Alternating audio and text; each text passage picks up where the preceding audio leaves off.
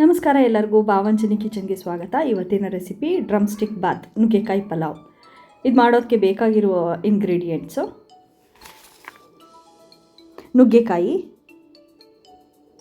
ಒಂದು 3ರಿಂದ 4, ದಪ್ಪಕ್ಕೆ ಹೆಚ್ಚಿಟ್ಕೊಂಡಿರೋ ಈರುಳ್ಳಿ, 2 medium size tomato, double beans ತೊಗೊಂಡಿದ್ದೀನಿ.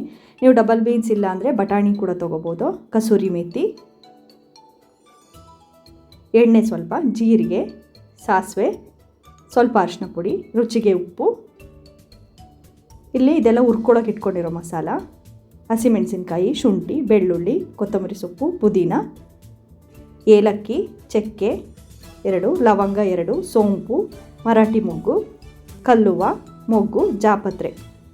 ಇಲ್ಲಿ ನಾನು 4 ಗ್ಲಾಸು ಅಕ್ಕಿ ತೊಗೊಂಡಿದ್ದೀನಿ.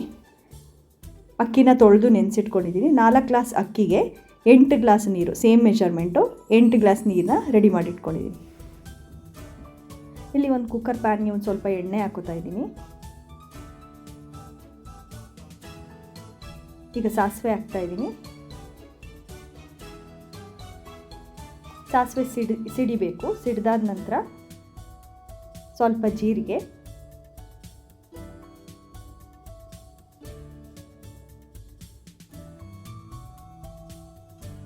ಈಗ ಈರುಳ್ಳಿ ಮತ್ತು ಕರಿಬೇವು ಹಾಕಿ ಸ್ವಲ್ಪ ಹುರ್ಕೋತಾ ಇದ್ದೀನಿ. ಅದು ಸ್ವಲ್ಪ ಬ್ರೌನಿಷ್ ಆಗಬೇಕು. ಈಗ ಬ್ರೌನ್ ಆಗಿದೆ, ಸ್ವಲ್ಪ ಬೆಂದಿದೆ. ಈಗ ನಾನು ಇದಕ್ಕೆ ಟೊಮೆಟೊ ಹಾಕೋತಾ ಇದ್ದೀನಿ.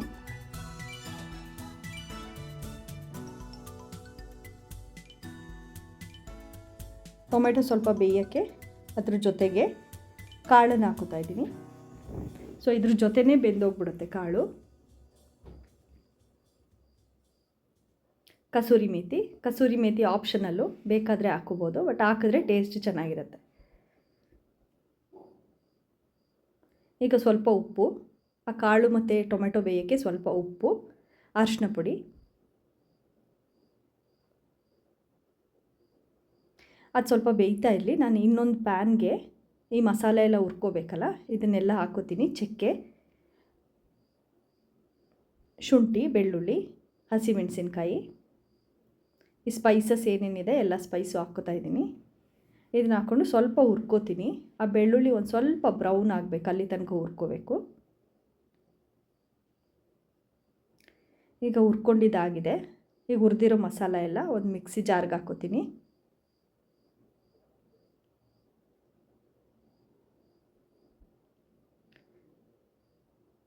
ಈ ಸೊಪ್ಪನ್ನು 2 ಹಾಕ್ಕೋತಾ ಇದ್ದೀನಿ. ಪುದೀನ ಮತ್ತು ಕೊತ್ತಂಬರಿ ಸೊಪ್ಪು, ಸ್ವಲ್ಪ ನೀರು ಹಾಕಿ ರುಬ್ಕೋತೀನಿ.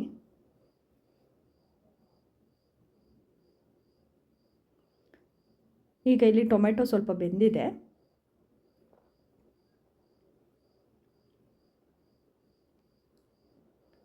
ಈಗ ನಾನು ನುಗ್ಗೆಕಾಯಿ ಹಾಕಿ ಒಂದು 2-3 ಮಿನಿಟ್ಸು ಸ್ವಲ್ಪ ಬೇಯಿಸ್ಕೊತೀನಿ. ಅದನ್ನು ಜೊತೆಗೆ ಮಸಾಲೆನೂ ಹಾಕಿ ಬೇಯಿಸ್ಕೋಬೇಕು. ಅದು ಸ್ವಲ್ಪ ಎಣ್ಣೆ ಬಿಡಬೇಕು. ಅದಕ್ಕೆ ಬೇಯೋದಕ್ಕೆ ಒಂದು ಸ್ವಲ್ಪ ನೀರು ಹಾಕಿ ಮುಚ್ಚಳ ಮುಚ್ಚಿ ಒಂದು 2-3 ಮಿನಿಟ್ಸು ಬೇಯಿಸ್ಕೊತೀನಿ. ಈಗ ನೋಡಿ, ಅದು ಎಣ್ಣೆ ಬಿಟ್ಕೊಂಡಿದೆ ಮಸಾಲೆ. ಈಗ ಇದಕ್ಕೆ 8 ಲೋಟ ನೀರು ತೆಗೆದಿಟ್ಕೊಂಡಿದ್ದೀನಲ್ಲ, ಅದನ್ನು ಹಾಕಿ ಕುದಿಸ್ಕೊತೀನಿ. ಅದನ್ನು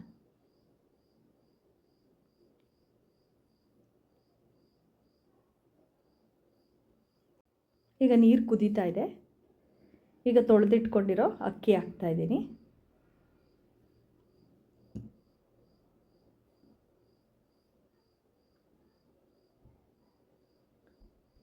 ಈ ಅಕ್ಕಿ ಹಾಕಿದ್ಮೇಲೆ ತಕ್ಷಣವೇ ಕುಕ್ಕರ್ ಲಿಡ್ ಮುಚ್ಚಬಾರ್ದು. ಒಂದು 5 to 10 ಮಿನಿಟ್ಸು ಅದಾಗೆ ಕುದಿಬೇಕು. ಸೊ ನೀರು ಕಡಿಮೆ ಆಗುತ್ತೆ ನೋಡಿ ಕುದ್ದು. ಸ್ವಲ್ಪ ಅಕ್ಕಿ ಬೆಂದಿದೆ, ಅರ್ಧಂಬರ್ಧ ಬೆಂದಿದೆ ನೋಡಿ. ಈಗ ಕುಕ್ಕರ್ ಲಿಡ್ ಮುಚ್ಚಿಬಿಟ್ಟು ಒಂದು 5 to 8 ಮಿನಿಟ್ಸು ಹಾಗೆ ಸಿಮ್ಮಲ್ಲಿ ಇಟ್ಬಿಡಬೇಕು. ನೀವು ಕುಕ್ಕರ್ ಲಿಡ್ ಮುಚ್ಚೋಕ್ಕಿಂತ ಮುಂಚೆ 1-2 ಸ್ಪೂನ್ ತುಪ್ಪ ಹಾಕಿದ್ರೂ ಟೇಸ್ಟು ಚೆನ್ನಾಗಿ ಬರುತ್ತೆ. ಈಗ ನೋಡಿ ಆಗಿದೆ, ನುಗ್ಗೆಕಾಯಿ ಬಾತ್ ರೆಡಿ ಆಗಿದೆ. ಇದಕ್ಕೆ ಸ್ವಲ್ಪ ಮೊಸರು ಗೊಜ್ಜು ಹಾಕ್ತಾಯಿದ್ದೀನಿ. ಸೊ ನೀವು ಮನೇಲಿ ಮಾಡಿ ಟೇಸ್ಟ್ ಹೇಗಿದೆ ಅಂತ ಕಮೆಂಟ್ ಮಾಡಿ. Thank you.